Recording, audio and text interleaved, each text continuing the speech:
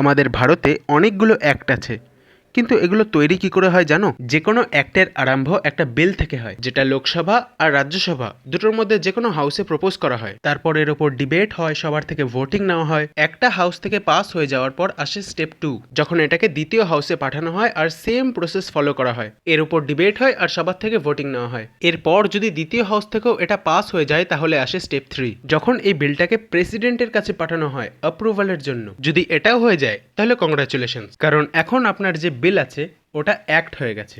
আচ্ছা, এই ডিফারেন্সটা আমরা কেন বোঝার চেষ্টা করছি? কারণ একটা বিলের কোনো লিগ্যাল ভ্যালিডিটি হয় না। যখন একটা বিল অ্যাক্ট তৈরি হয়ে যায় তখন সেটা লিগালি এনফোর্সেবল হয়ে যায় আর তখন সেটা লিগালি ভ্যালিড হয়ে যায়। কিন্তু যদি তোমার বিল এমন স্টেজে ফেসে যায় যে একটা হাউস থেকে তো অ্যাপ্রুভাল পাওয়া যাচ্ছে কিন্তু দ্বিতীয় হাউস অ্যাপ্রুভাল দিচ্ছে না, সেটাকে পাস করছে না, তাহলে কি হবে? তো প্রেসিডেন্ট যে আছে সে জয়েন্ট পার্লামেন্ট সেশন বসাবে, দুটো হাউসগুলোকে একসাথে বসাবে ডেডলক ক্লিয়ার করার জন্য, আর সিম্পল মেজরিটি তখন নেওয়া হবে। আর যদি এটা পেয়ে যায় তাহলে তোমার বিল পাস হয়ে যাবে।